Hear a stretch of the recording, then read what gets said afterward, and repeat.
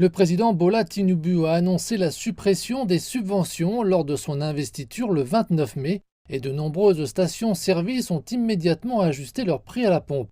Le litre d'essence que l'on obtenait auparavant pour moins de 50 cents est désormais vendu autour d'1 $. Les automobilistes et les citoyens disent qu'ils en subissent les conséquences.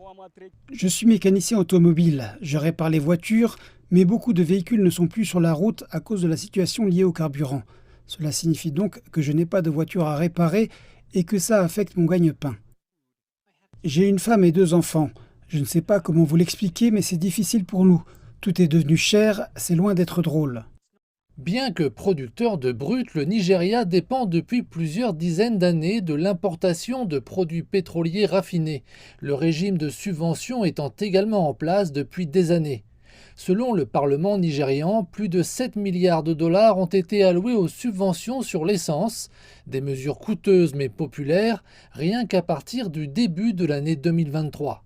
La corruption et le dysfonctionnement des 4 raffineries nationales expliquent en partie cette situation. En 25 ans, le Nigeria a dépensé environ 25 milliards de dollars pour l'entretien de ces raffineries. Cependant, aucune d'entre elles ne raffine de produits pétroliers. Le gouvernement affirme que les fonds destinés aux subventions seront désormais consacrés à d'autres domaines, tels que les infrastructures publiques, l'éducation, les soins de santé et l'emploi. Mais les syndicats reprochent au gouvernement d'avoir supprimé les subventions, estimant qu'aucune mesure n'a été prise pour en atténuer les effets sur les citoyens.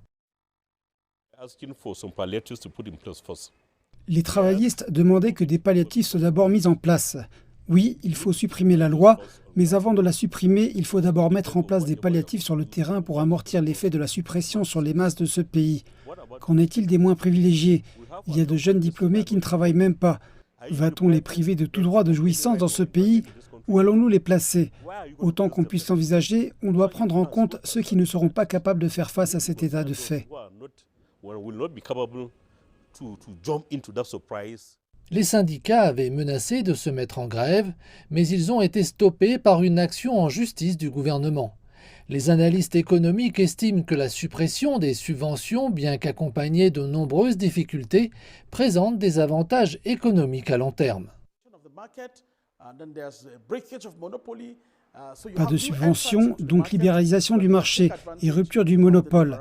Donc de nouveaux entrants sur le marché pour qu'ils puissent en profiter. Marché sans subvention.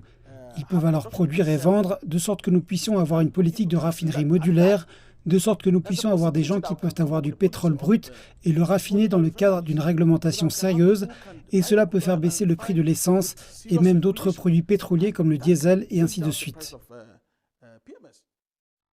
Le gouvernement affirme qu'il met en place des mesures palliatives permettant bientôt de réduire les difficultés des citoyens.